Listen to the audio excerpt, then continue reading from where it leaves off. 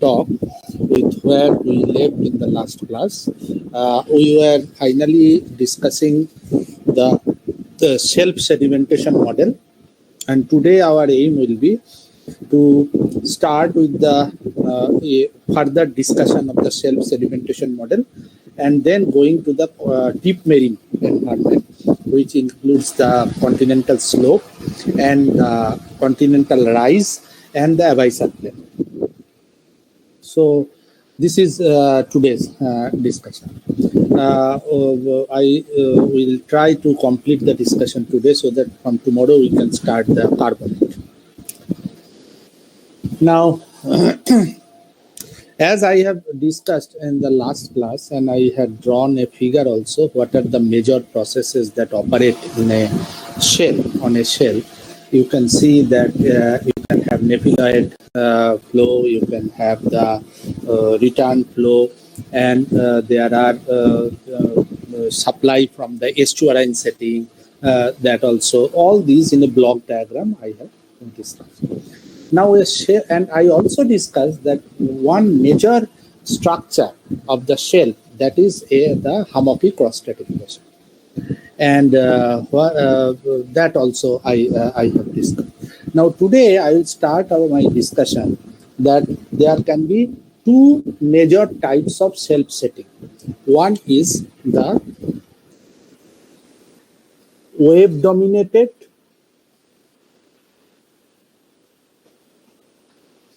to tide dominated.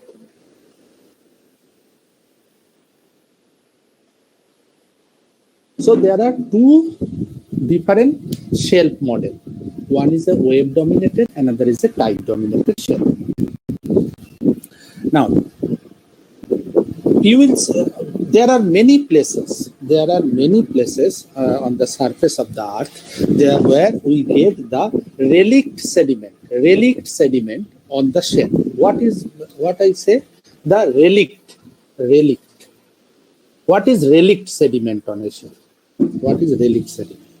Sediment which is not in equilibrium with the prevailing shell hydrodynamic condition.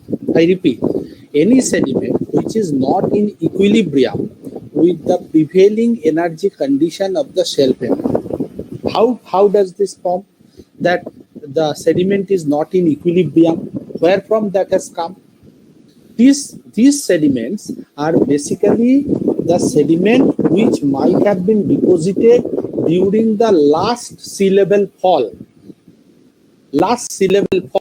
So if there would have been a sea level fall and the river system possibly encroached up to the shell, there was a sea level fall.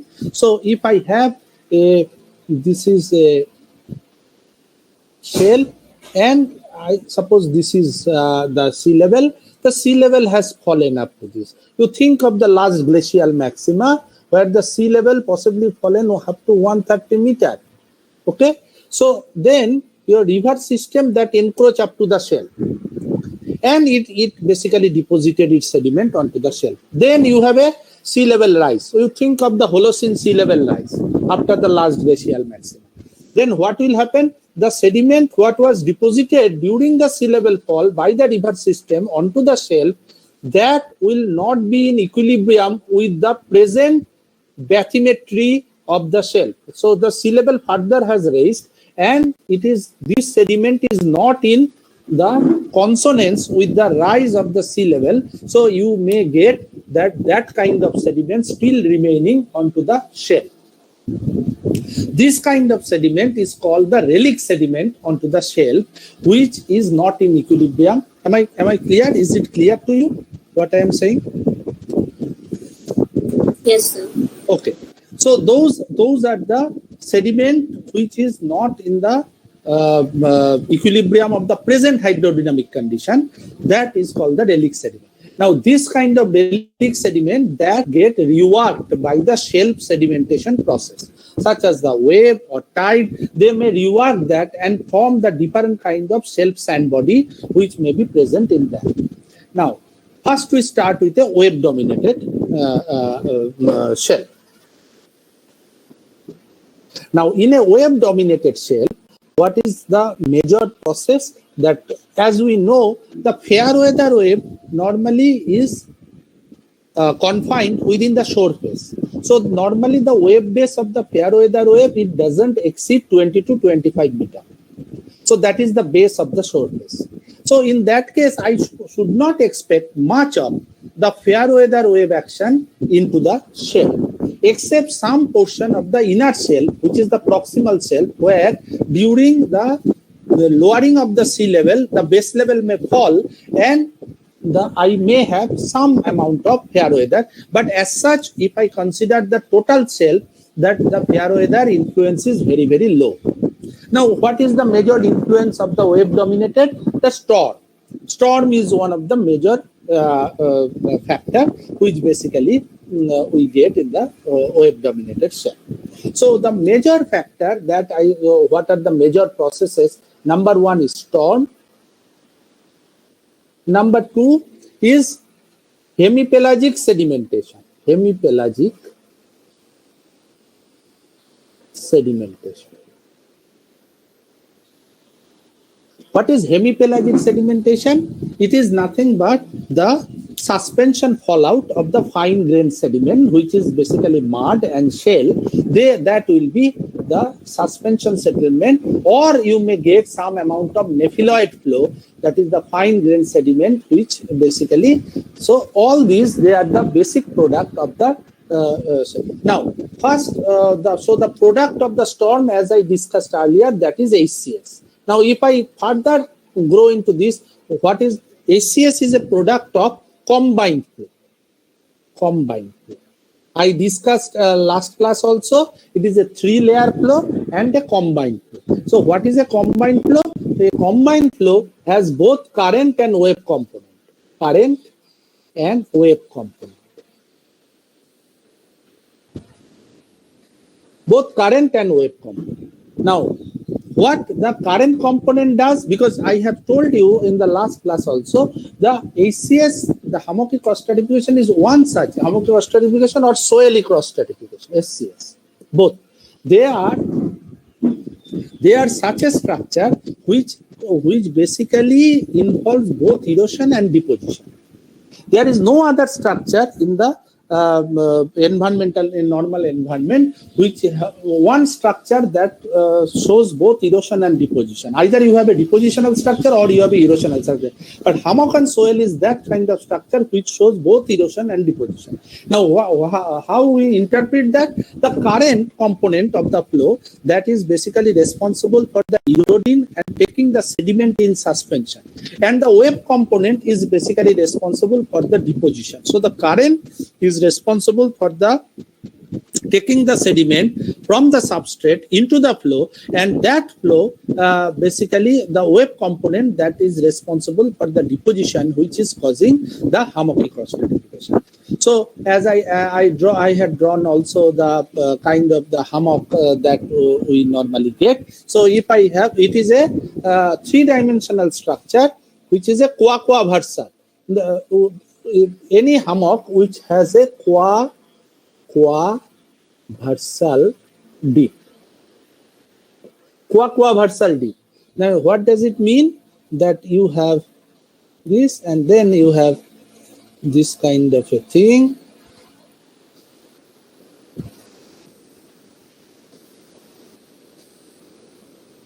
This is how the hammocky structures. I think you can see the drawing. Yes, sir. Okay, so this is the kind of the hammocky. So if I see the dip of these laminis, they are basically dipping all for 360 degree. It is just like a overturned bowl in our kitchen. If you take a bowl and if you just reverse it and put the bowl there, so what will happen? That it will be the deep in all the direction. Hammock is something like that. The surface is getting a domal and the trap. So you have the bowl which are overturned and which are normal. They are, if you put it like that, hammock is something like this. And the hammocky beds, they basically taper from the proximal to the distal side. So in a shell, wave-dominated shell, these hammocky beds, they will be tapering towards the... Now, one major observation that Now ask me that whether we can get hammock in the shore face as well. Can we get hammock in the shore face? Very rarely it is found. Very rarely. Why? Because even if the hammock is formed in the shore face, the fair weather wave will rework it and will not preserve it in the rock record. Because where the fair weather wave is very strong, that will, because the any storm, it is a very event deposit. A storm will not act for a long time. It may work for 1 or 2 days and it will deposit. But the fair weather wave, that will be acting for a long time. Suppose think of the Yas, which has come just few days back. Now Yas has sustained for one day. Now the fair weather wave, since the Yas has done away, then the fair weather wave, that is every day it is working on that. So whatever the deposit the Yas has deposited, that is being now totally reworked where the fair weather wave is very active. So very rarely we get the hammock in the shore face, because even if it is formed, it is totally reworked.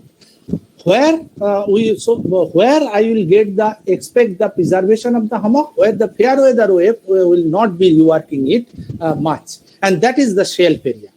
In the proximal shelf area, basically the storm return flow that is more strong, and that's why we are more getting the erosional structure of hammock, or the dominant structure will be the soily crusted erosion. In the proximal shelf, you will be dominantly get the soily crusted erosion. As you go to the more distal part, more the ACS will be more dominant. So so in the proximal shelf, SCS, that will be more dominant. More you go to distal, the ACS, they will be more dominant. Okay, so this is actually the general sedimentation pattern of shell in a wave dominated shell. Now we'll come to the tide dominated.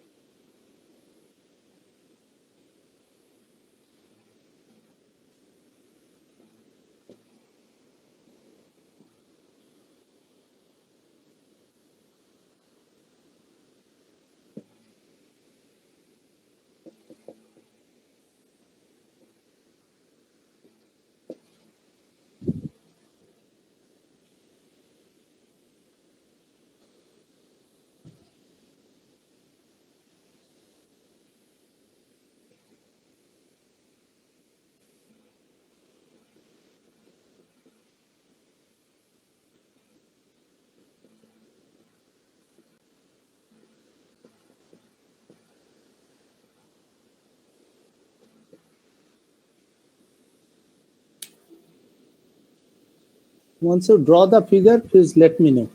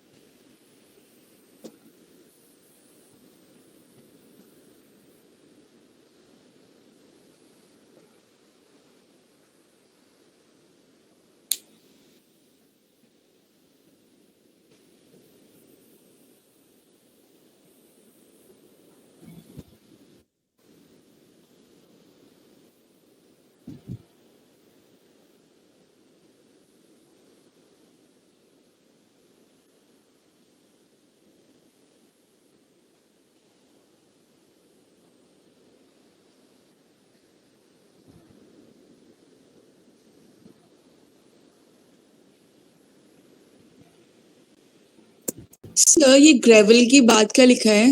Gravel deposit. Okay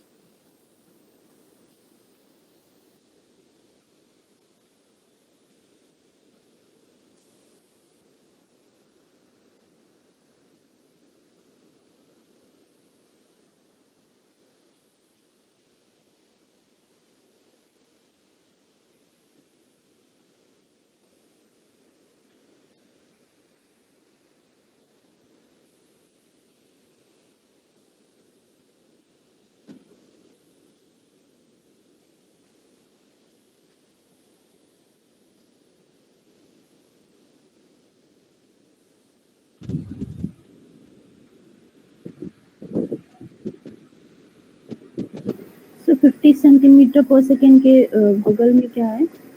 Small scale deal.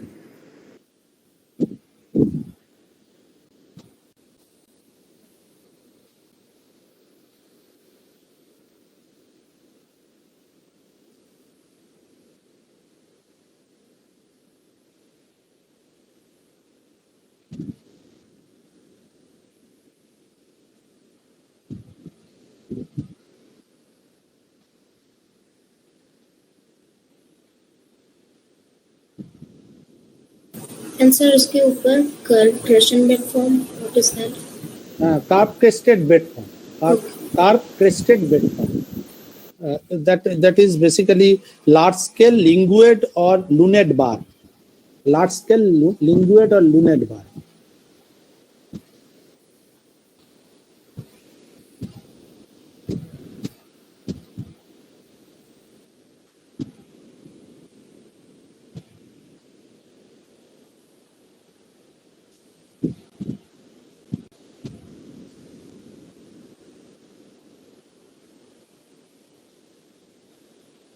Is it done?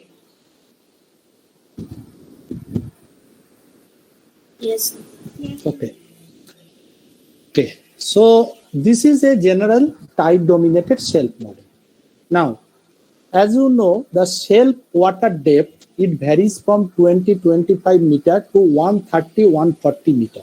That is the average water depth of shelf. So how much because the shore face shelf boundary, it comes in 20 to 25 meter. And the shelf goes up to 130 to 140 meter. At some cases, it may go even 200 meter. After that, the continental slope starts. Okay. And what is the gradient of the shelf? The gradient of the shelf is 1 degree. Gradient of the shelf is 1 degree. Okay. So this is actually the condition of the shelf. Now, when it is a tide dominated, how tide operates? Tide operates by flood and ebb. This is the two process of the tide.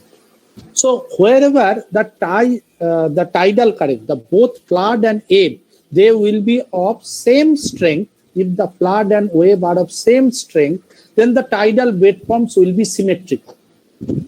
If the flood and ebb are of same strength. If they are not of same strength, in that case, the tidal bed form will be asymmetric. Am I clear? So, symmetricity of a tidal bed form, it depends upon whether the velocity of flood and ebb, they are same or they are not same.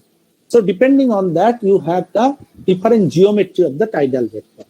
Now, what is shown here, this is the proximal side of the shelf and this is the distal side of the shelf. So proximal and distal. And the tidal velocity is decreasing. 150 centimeter per second, then 100, then 75, then 50. So as you go the distal part, the tidal velocity is decreasing. And the pattern of tidal bed form, that is also changing. So what you are getting initially, when about 150 centimeter, you have the gravel deposit. Even you can have the granule, pebble, gravel, all these deposits by means of tidal channel. Tidal channel, coarse grain tidal channel, that may deposit that.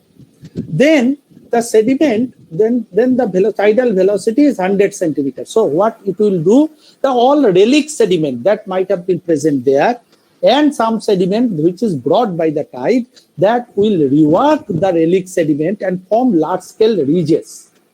Now this tidal ridges, large scale ridges. Now these tidal ridges, they are much larger than the tidal bars. Tidal ridge is not tidal bar. Tidal ridge is more.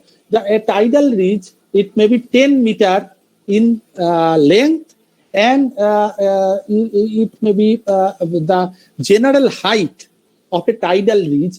It will not exceed more than 20% of the water depth at that place. I repeat, the height of a tidal ridge will not be more than 20% of the water depth at that place. And the height and the length of a tidal ridge may be up to 10 meters. So what you will get? You will get the extensive reworking by tide.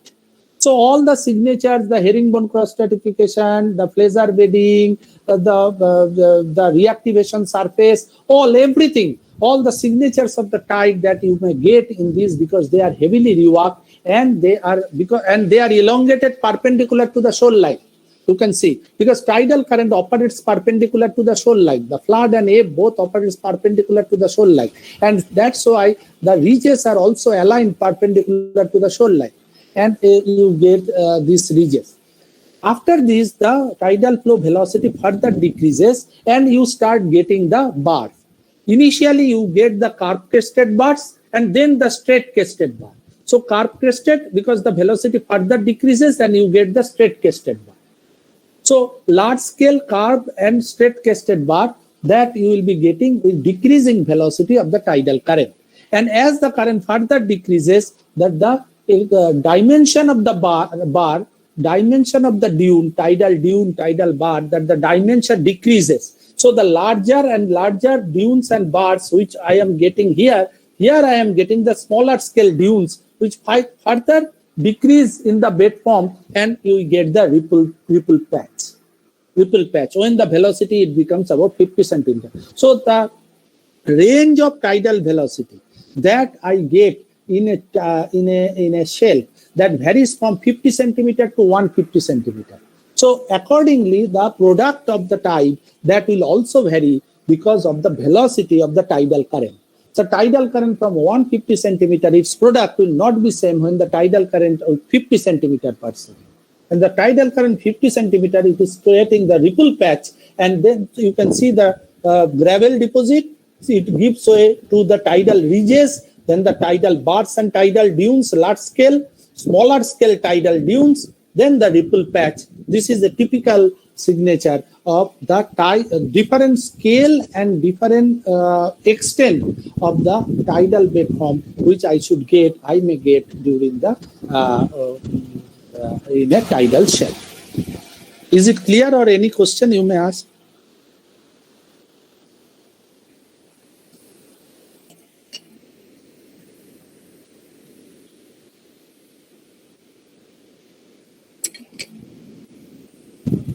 Hello. Yes, sir. Okay. Now, as such, a tide-dominated shell, it will be lesser overall. A tide-dominated shell, it will be lesser energy than that of a wave-dominated shell. So more it will be argillaceous compared to the wave-dominated shell. The tide-dominated shell will be more argillaceous. Okay. So you get, these are all the signature of the that I have given, that it is mode of the mud ridge, and the mud will basically, it is a settlement mud from the suspension. Settlement mud from the suspension. Okay. So we have now discussed the both wave and the tide. Now, suppose it is a tide dominated. Is that there will be no storm in a tide dominated setting? Yes, storm may come in any setting. Either it is a wave setting or a tide setting, a storm may always come. And if the storm comes, because we always do model as an end member model, either it is a wave dominated model or a tide dominated model. We do not, when we do the model, we do not want to make it complicated.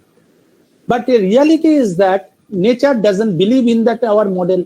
Nature can do anything anywhere. So it is not that a storm will not come in a tide-dominated setting. A storm will come, and if a storm will come, that will be the product of the storm I will get as a totally erosional product on the tidal setting. Your tide is basically a low energy environment. Above that, you are having a high energy storm that is coming, and it will be eroding the tidal material. And the storm, it will be depositing but the depositional relationship of the storm product and the tidal product, that will be completely erosional. So storm will come erosionally on the tide, and it will. But the storm product is just like storm product, that will be a hummock. There will be lenticular bed. All the storm, the wave signature and storm wave signature. So I may get, even in a tide dominated setting, I may get some occasional product of storm as well.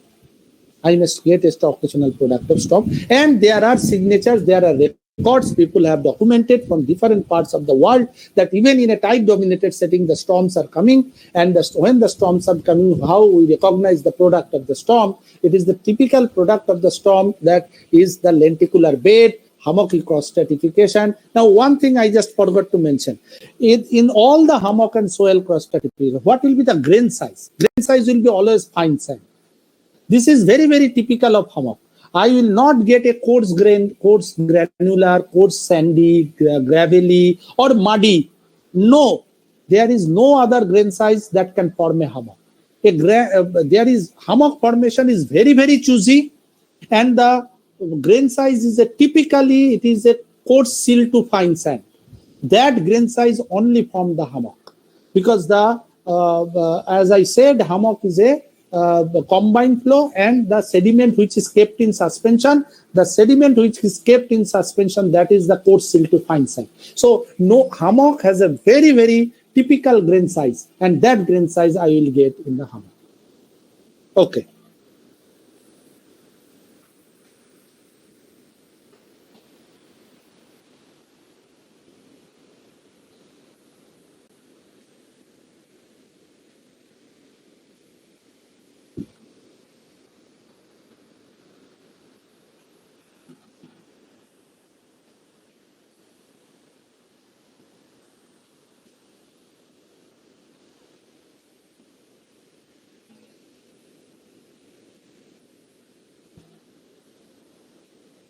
Now,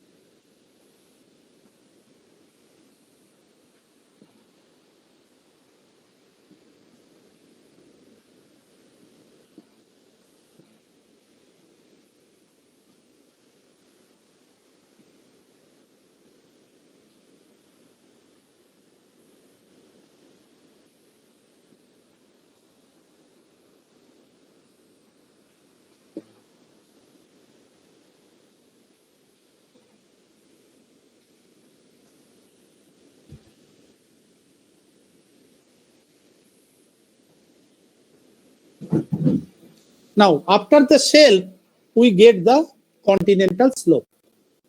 Okay? Is it okay? Yes, sir. And the continental slope, which has a average slope of just 1 minute. Hold on, 1 minute. Subhajit আমি class নিচ্ছি, একটু পরে phone করি।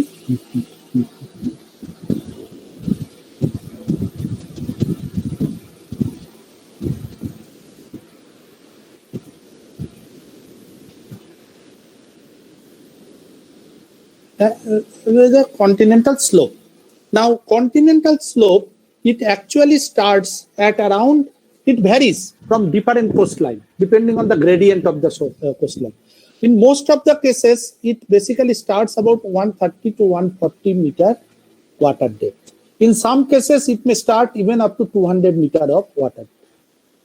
Okay? Where you start the continental slope. Fine? Now, it goes up to a depth of 1500 to 4000 meter. In some cases, if the continental slope directly go up to trench, the depth may exceed even up to 10,000 meter. If the continental slope is flanked by a trench, which is not the case, which is only possible when you have a very active margin. No passive margin you can expect that. It can only happen when you are working in a active margin, active tectonic margin or a plate boundary margin. I am here talking about a passive margin. Now, continental slope, it can go up to 1500 to 4000 meter.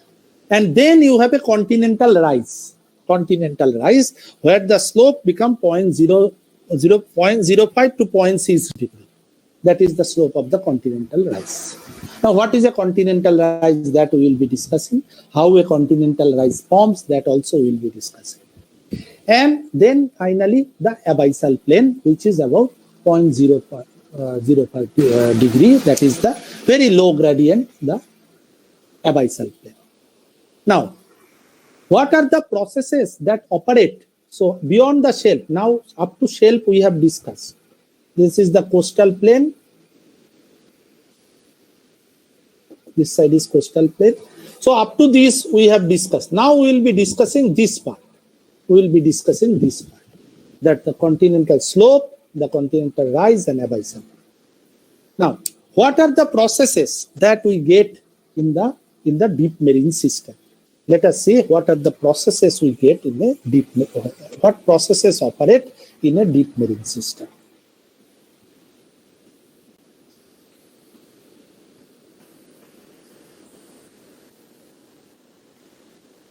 If you see the processes in deep marine system,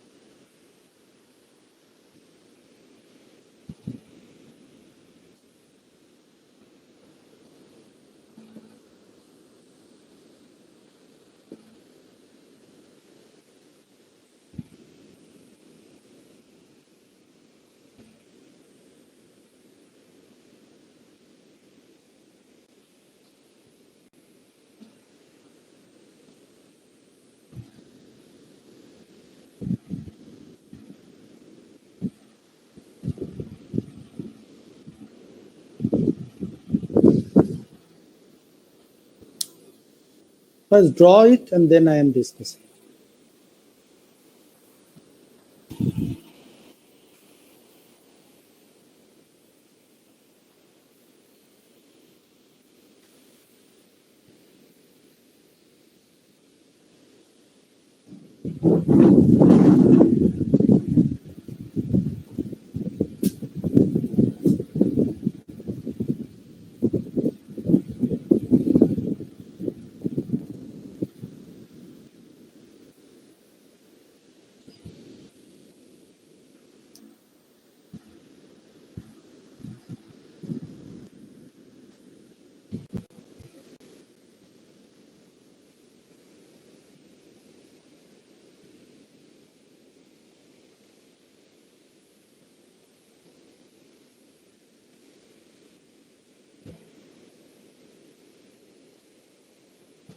Please let me know once you complete it.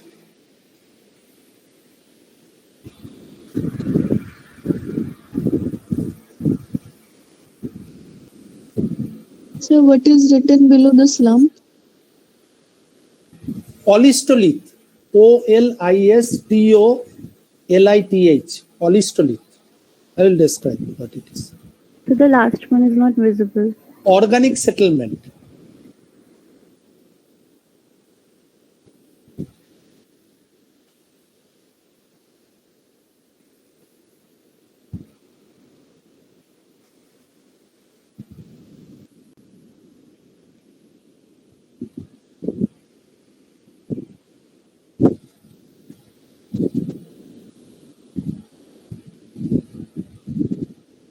So it is done, I believe.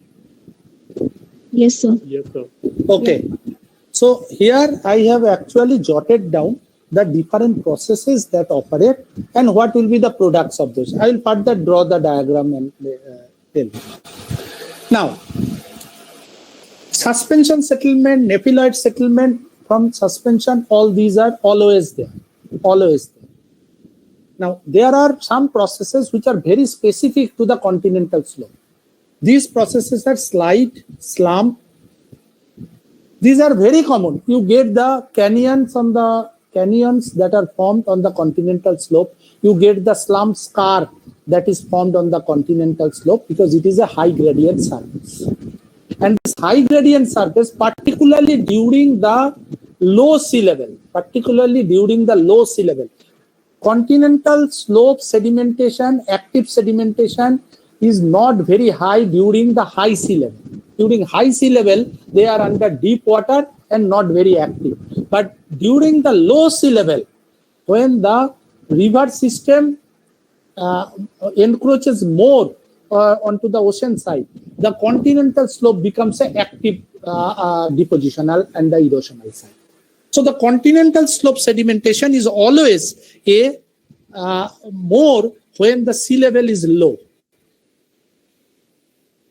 And the slide and the slump, that are the major. Now, what is olistolith? Olistolith are typical product what we get within the trench. Within the trench. By definition, you can write a olistolith is a rootless boulder of ultramafic, basalt, limestone, chart, radiolarian chart that is found within argillaceous or shelly ground mass. So what happens in olistolith? Because it is when the whole thing, normally we get it in the active margin. And it is a broken fragment from the trench wall that falls into the trench base. And trench base is the shell. Within that, the failing material from the trench wall, it may be the ultramafic of the oceanic crust, it may be basalt, it may be radiolarian chart, or it may be limestone, anything which belongs to the oceanic crust that may break in the form of large rootless boulders, and that you get. It is a very typical product of trench. in the rock record, when we identify the product of a trench, that this is the one product, the olistostrom or olistolith, that is a telltale signature that I am seeing a trench product. I am seeing a trench product. We get this product if you go to Andaman Islands and do the mapping, you will get the trench products, the ancient trench product. This is called, and overall, where we get it, we call the product as melange. Melange. Melange. You might have heard about melange.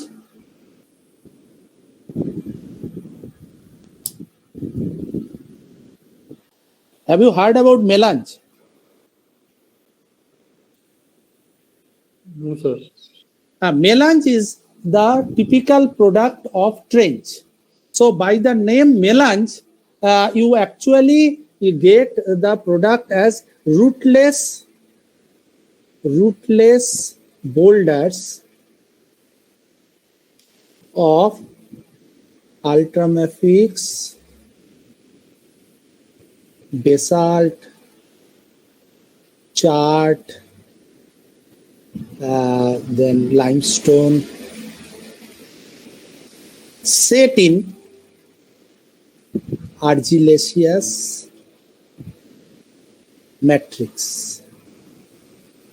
This is actually the definition of melange. And it is a typical product of trench. Melange can be again of two types. One, tectonic melange, sedimentary melange. What I am talking here, I am talking here about sedimentary melange. In tectonic melange is that where the matrix, you will get the tectonic fabric within the matrix. If you do not get tectonic fabric in the matrix, you call it a sedimentary melange. If you get tectonic fabric, then you call it that the whole thing is tectonically motivated, then you call it a tectonic melange. And these boulders, these rootless boulders, they are called olistolith. Olistolith. And the whole product is called melange. Whole product is called melange. Is it clear? Yes, sir. Okay. Now, then the debris flow, turbidity current, and different kind of organic proliferation. It may be coccolith, it can be foraminifers, it can be all this kind of the organisms that may be the settling onto the deep ocean. After their death, the tests are getting settled. So all these are basically the product of the deep water, deep marine processes. This is the different processes which deposit sediment in a deep marine. So what is a nepheloid settlement? Nepheloid is that from the shallow water, if suppose there is a flood in the continent, there is a flood. So the river system, they will carry a large amount of sediment into the ocean during the flood time. And this huge sediment, which may have a large amount of fine-grained sediment, that basically gets spreaded into the ocean in the form of a nepheloid layer. That means the fine-grained, the sediment carried by the river during a flood, that will get spreaded into the ocean for a large area, and with time it gets settled into the ocean. This is what is called the nepheloid layer.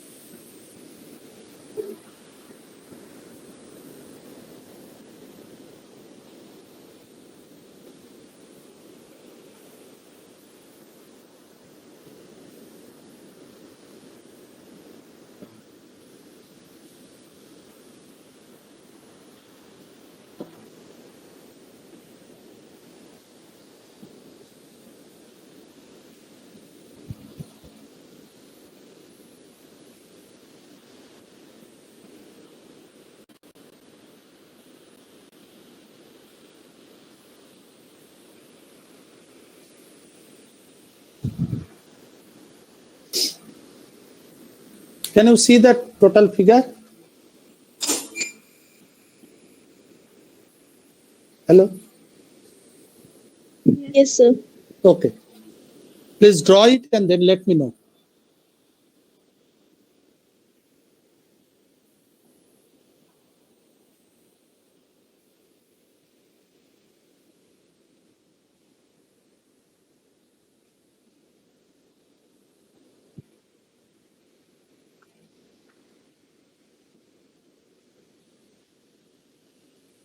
Sir sir slums car के ऊपर क्या लिखा है? Car. Slope. नहीं, उसके ऊपर भी Canyon. Okay okay sir.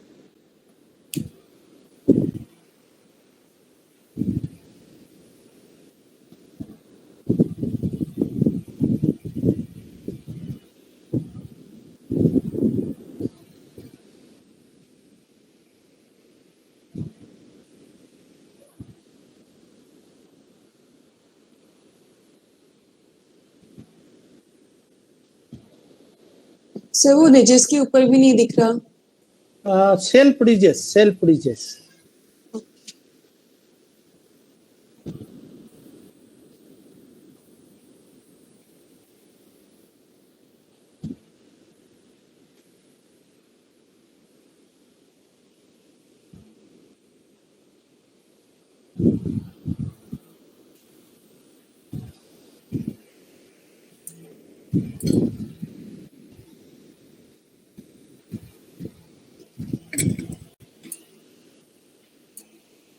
You draw, just I am coming for 1 minute.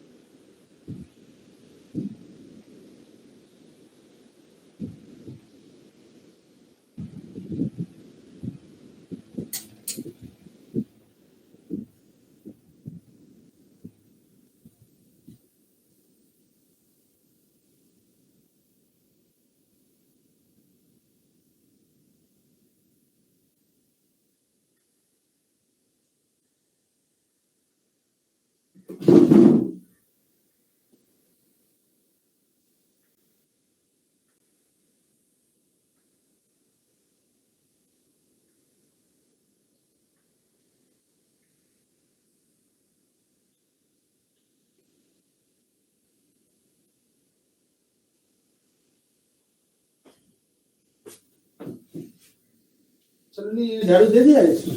हाँ.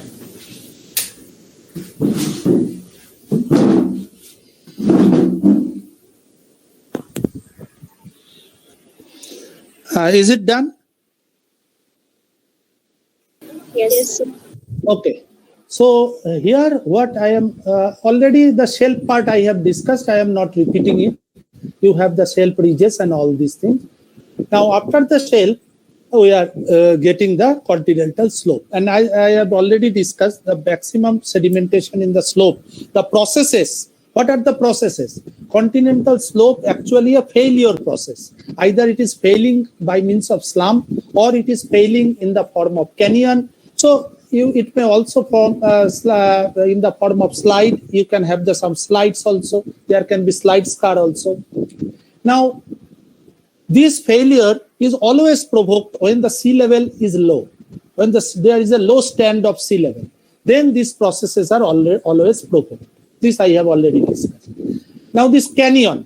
What this canyon? These canyons are actually, the canyons are cut by the riverine process. The canyons are cut. So it is cut from the riverine process onto the shelf, and that will continue with the failure onto the shelf.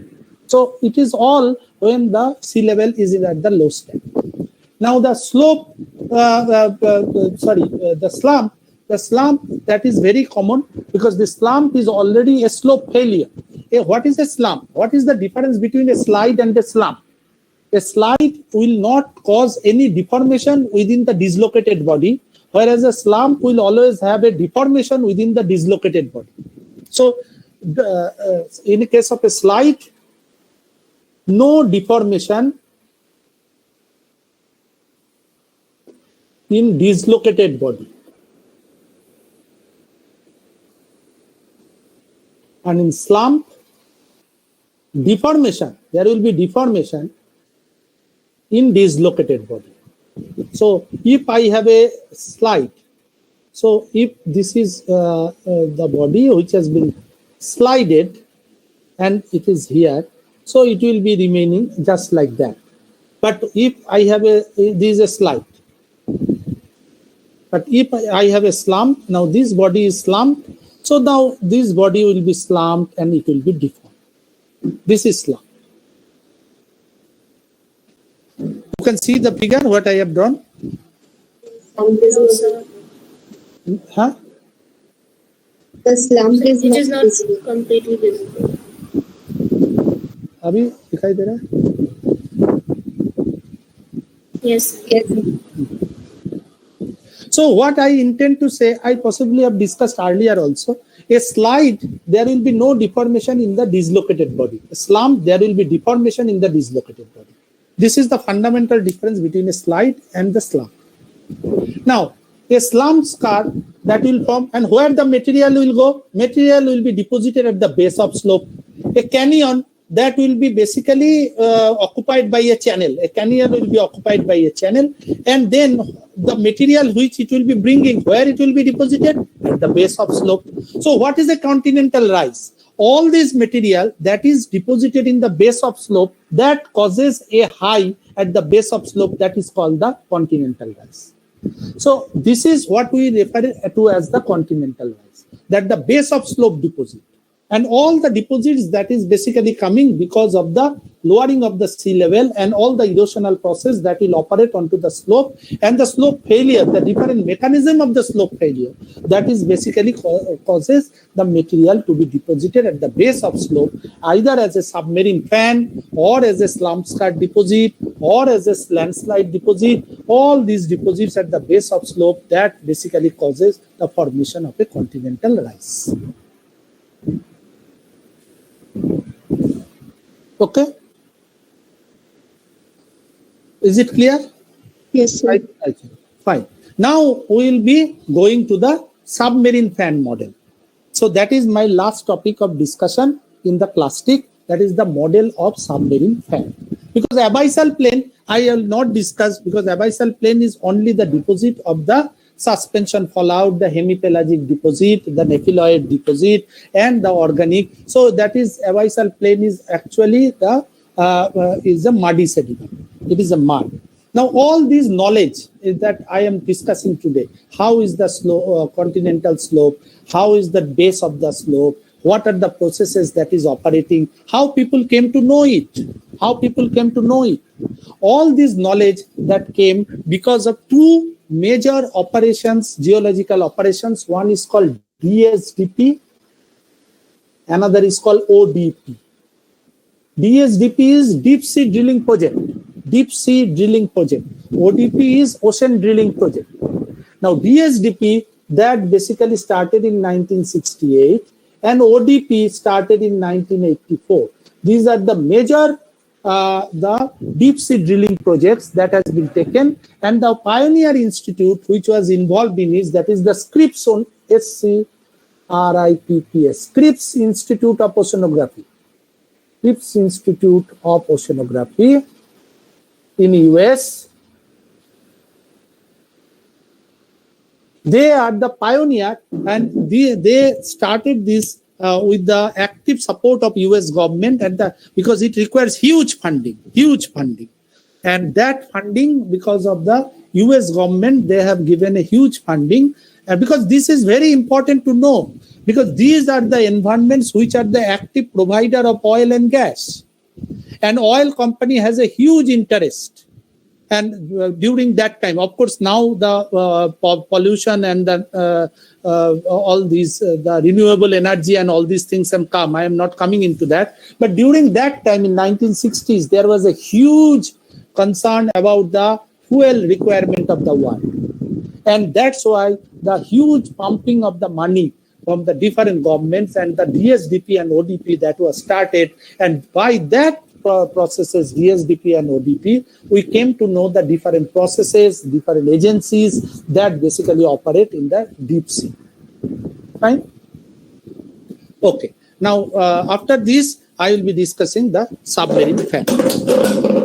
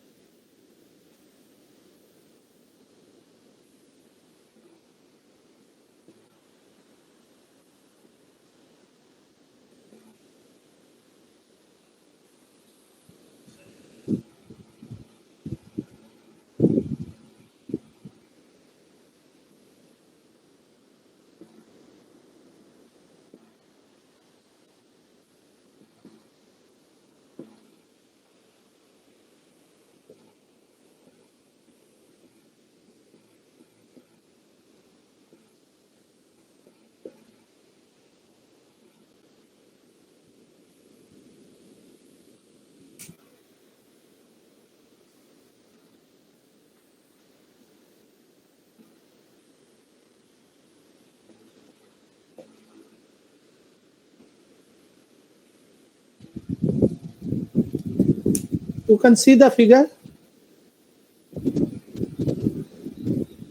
So lower part is visible, but the upper part is Now, yes, sir. It's visible. please draw it and then let me know. I will describe.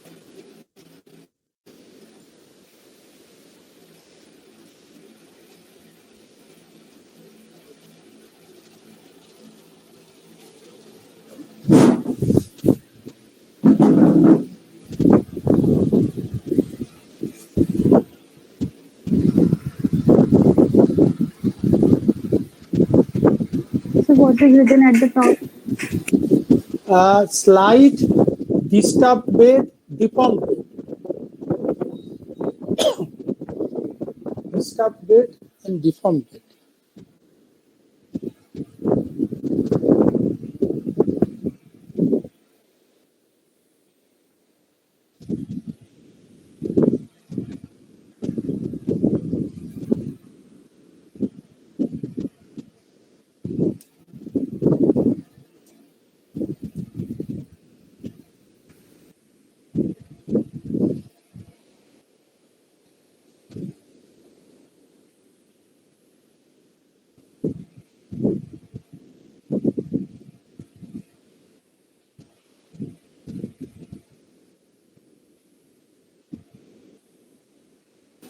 Sir, Hmm. so if by any chance we get the complete sequence of turbidite deposit, where would be that location? No, exactly. I could not get you. So you have marked the beds of the turbidite deposit like TA and TCDE. Uh-huh. So if there any by any chance we get the complete sequence from No, TA very to rarely. C. Very rarely. We normally So do where not. would be that location if we very rarely get that? I am telling you, we normally never get a total BOMA sequence, and even from where BOMA has described the total sequence, he has lied actually. He didn't get that. Yes, sir. I am telling you one of my experience. Every year I tell that experience. There you may be knowing there is a body called Association of Petroleum Geology, APG. Yes, In sir. our department also APG is there. It was first formed in the year 2003 possibly 2003 or 4. That is the first time this APG was formed in ONGC. ONGC Dehradun, they basically formed this. And the first meeting of this APG that was arranged in a hotel that is from the on the way to your Mussoorie. On the way of Mussoorie, ONGC arranged the first meeting of the APG. And lot of big people from the different parts of the world, including one who is a very famous man, Bilal Haq, And the person whose name I have written here, Shambhugam, he also has come. Shambhugam, the G. Shambhugam, Ganapati Shambhugam, he also came at that. And so I was at that time very young faculty in Indian School of Mines, and I joined in that APG conclave in that year. So I saw that this Shambhugam, Bilal Haq, they are there. So I was always roaming around them. If I can learn something, if I can listen to something, what they are telling, it will be a knowledge for me. But you know, all these people, they are very, very professional. They don't tell a single word without giving them money. So for any sentence to be told about science, they require money. So they don't tell like that. They are not fools like us. So I could not get anything. But there was a lecture session, and there was the poster presentation at the basement of the hotel. So Shambhugam, the day the seminar was started, that day evening, Shambhugam had a talk, invited talk at around 6:30 in the evening. But in the afternoon, he went to see the posters, and there were a lot of posters from the ONGC people who were working in the Bombay offshore and in the Cambay offshore. So they were given, the ONGC geologists, they gave lot of posters that what is their finding based on the seismic results, based on the well log results, based on the drilling results that they were presenting there. So Shambhugam was roaming around the posters, and I was. There were many people. I was also in that group who were going there, because we wanted to listen to the discussion Shambhugam is doing, will be doing with the presenter. So there was one fellow who was actually describing that he has got a submarine fan and a turbidite deposit in the offshore of Bombay. That he was basically presenting from the seismic data, So Shambhugam very patiently listened from him, and he asked 2 times, "Are you sure that what you are getting, that is a turbidite?" And that fellow says, "Yes, sir, based on our data, we are sure that this is a turbidite and we are getting a turbiditic sequence." That day evening, Shambhugam had a talk, and I am telling you, at that time, the petroleum minister, that was the Congress government, and the petroleum minister, he was the Mani Shankar Iyer. He was the petroleum minister at that time. So Mani Shankar Iyer and Subir Raha, who was the ONGC chairman at that time, who actually started the ONGC Videsh. It is his brainchild, that the ONGC Videsh, that now ONGC is exploring in different countries of the world. So Subir Raha was also present. So in front of that, the minister and the chairman of ONGC, Shambhugam started his talk just like this. What I am saying, I may not be saying word by word, but I am saying the sense, what he started. That today afternoon, I was seeing one poster being presented by a ONGC geologist who was claiming a turbiditic succession based on the seismic data. Now, that kind of study is a real nonsense. And that is a nonsense. I wonder how government and ONGC is putting money in this nonsense study. And this is how India is wasting the money. That is how he started his work. And you will not see that everybody was looking after another, and the minister was totally surprised. The chairman ONGC, he was putting his head down, and there was a total silence in the hall. Then he started telling, and if you see the condition of that geologist who presented that, he was also present in the hall, that it is undescribable. What was the condition of that geologist? Now, then he started telling why he is saying that nonsense. What his logic was. His logic is that no seismic data can resolve anything which is less than 10 meter in thickness. The present day, even today, you must know that no seismic data is capable of resolving resolving anything less than 10 meter in thickness. Our seismic data is not so powerful that we can resolve any bed of 1 meter or 2 meter thick. No, we cannot do that. And no turbidite deposit in the throughout the globe. It can be found more than 1 or 1.5 meter thickness. Am I clear? Why? Why a Yes, sir. turbidite cannot be more than 1 or 1.5 meter thickness? Because a turbidite is getting deposited in an open basin plane. And there, if you put a flow and it's deposit in the open, there is no restriction of space. The total deposit can be spreaded in the entire plane of the basin. There is no restriction of space. And if there is a volume of sediment and there is no restriction of space, can you have more than 1 meter thick? Then you have to have a huge amount of sediment because the volume you require.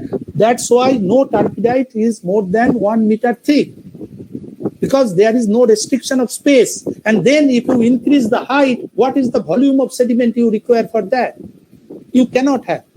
And then he said, so if you have this minimum understanding a person doesn't have, that what should be the maximum thickness of a turbidite, how can he do the analysis of a seismic data? He doesn't have the knowledge that what is the thickness of a turbidite should be expected.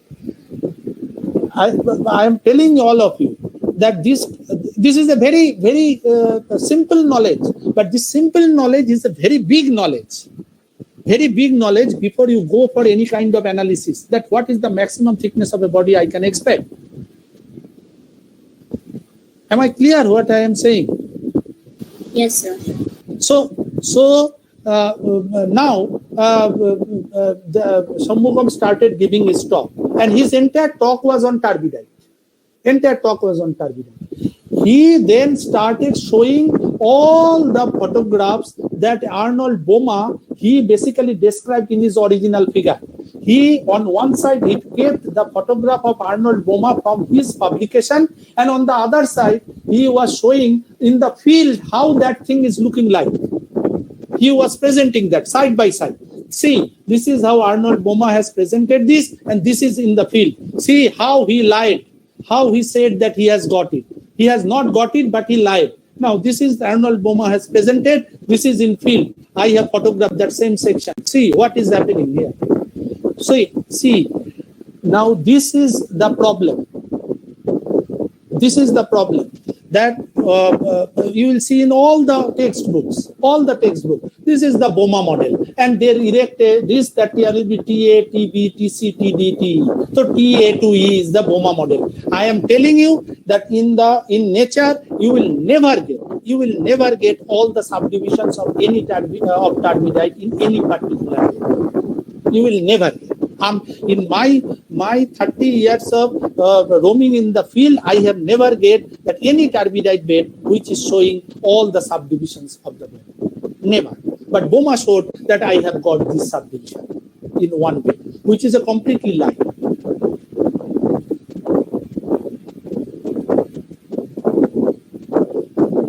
There is a paper that the wrong paradigms of turbidite succession by Shanmugam, which is a very thick paper, about 70-page paper in Earth and Planetary Science Reviews, EPSL, that if you want, I can send that paper, that how he has elaborately described that how Boma has lied in different observations.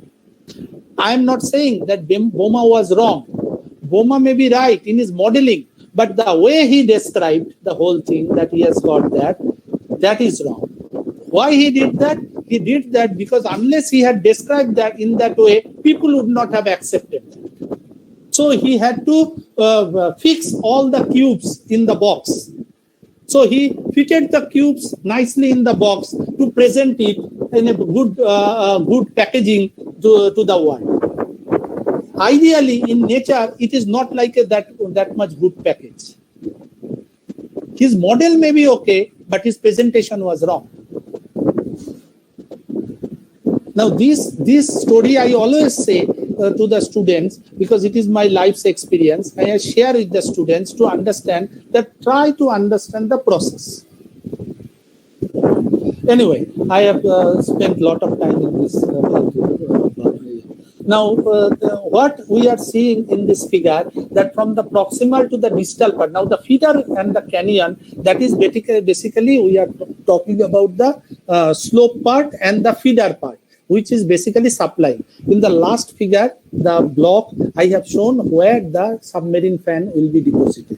That you are very well known. So the feeder actually is the canyon part and the feeder. So you are getting the disturbed bed, deformed bed, slide, all this. And then when it comes to the slope base, then the entire channel that get distributed into a number of distribution channels. And then you get that when the channelized flow become non-channelized, you get the deposit of the suprafan lobes.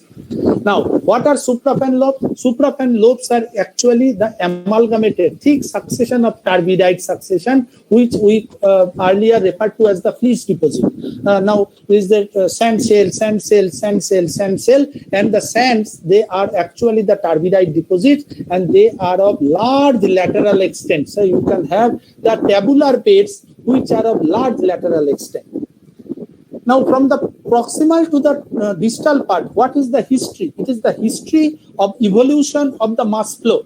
You see that the earlier in the proximal part you get the debris flow, you get the drain flow, the reverse graded, you get the reverse to normal graded. All are the high density mass flows. But as you go to the outer part, that is the distal, then more liquefied, more evolved mass flow and the turbidity currents. So the first you get the proximal turbidite. So TA, TAB, these are the proximal turbidites. And as you go away from it, you get the distal turbidite. That is the TBC, TBCD, TCD. These are distal turbidites. So what we get here, this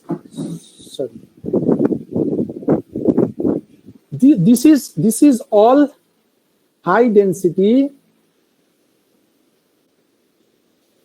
mass flow.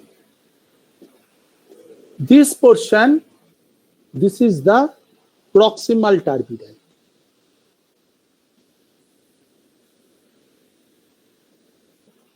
And these are the portion, these are the distal turbidite. So what is happening here?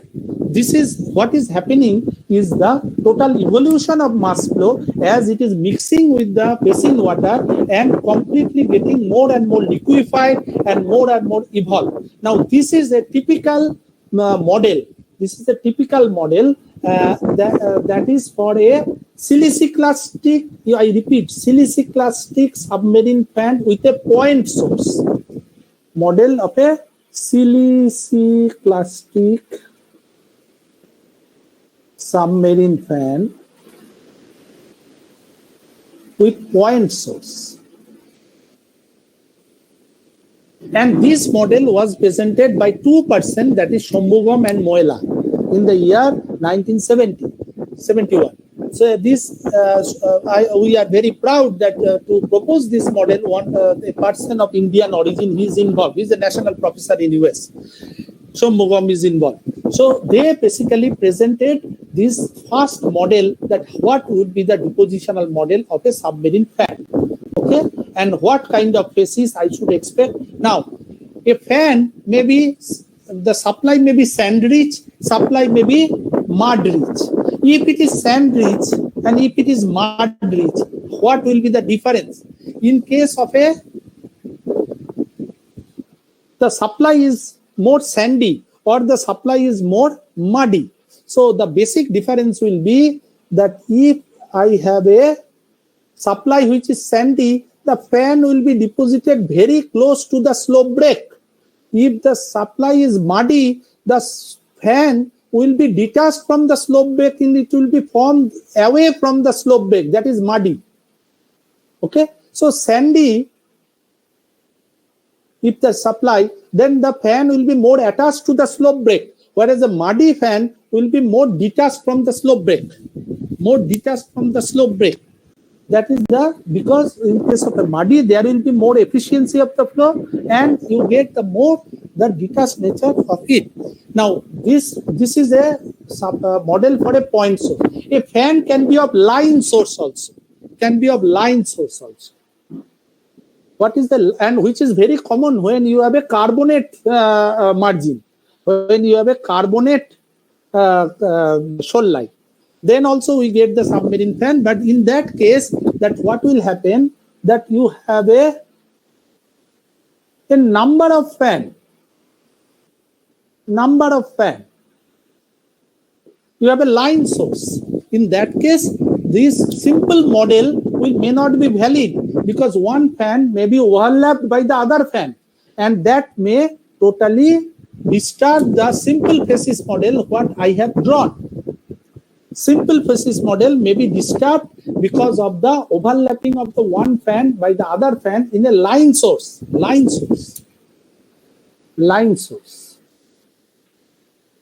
Or I may have a longitudinal basin,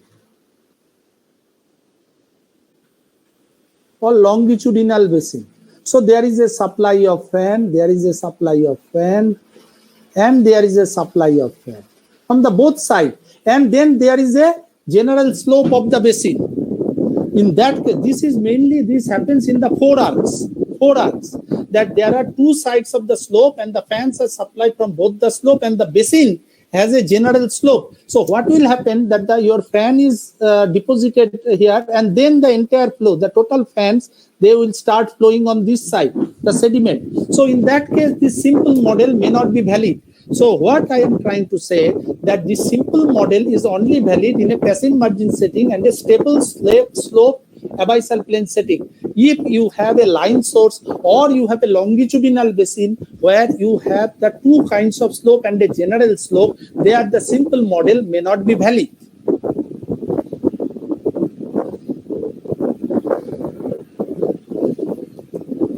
Okay?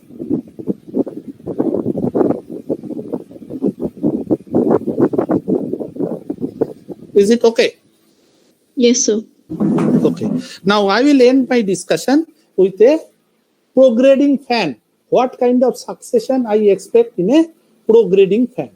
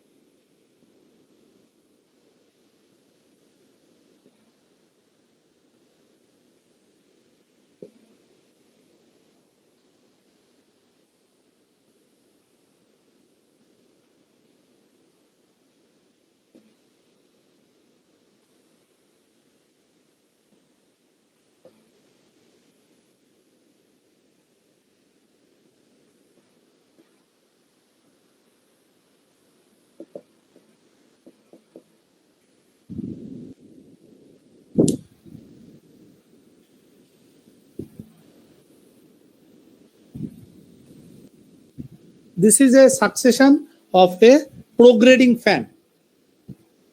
And basically the entire fan, if you see, this all sand bodies, they are products of different kind of mass flow. And these are amalgamated turbidites, which are basically formed by the suprafan lobe. These are detached, fine-grained and thin-bedded turbidites in the deeper part. And then you get, as you move up, you have more coarser grain, you get the debris flow, grain flow, and all these products. And finally, you may get the product of slump and slide and the deformed bed. That is the inner fan. The It is an top over. part is not visible. Huh? Huh? The top part is not visible. Okay. Now, is it visible? Yes, sir. So overall, it is a portioning up, and they are nothing but the products of different mass flows. And the mass flows, they are more of higher density and coarser grain size as you move up.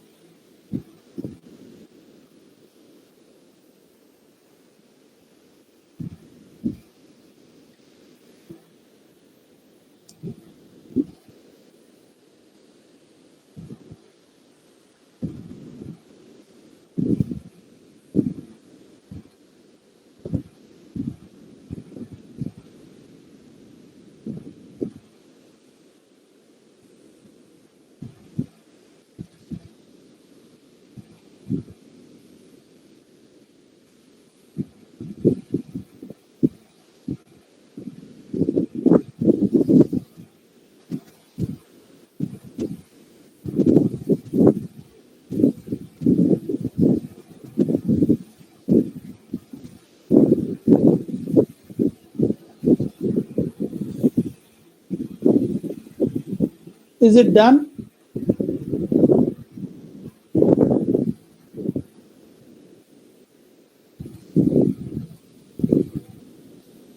Yes. So with this, we'll end the class, and it's already 11:30, and you might have another class. So in the from tomorrow we'll start the carbonate, and also we have a class, the practical at 2:30. Is it?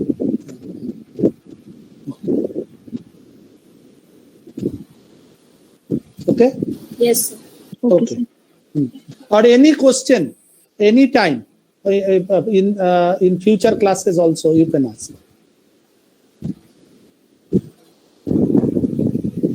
Thank you. Thank you, sir. Hello, Aditi. Yes, sir.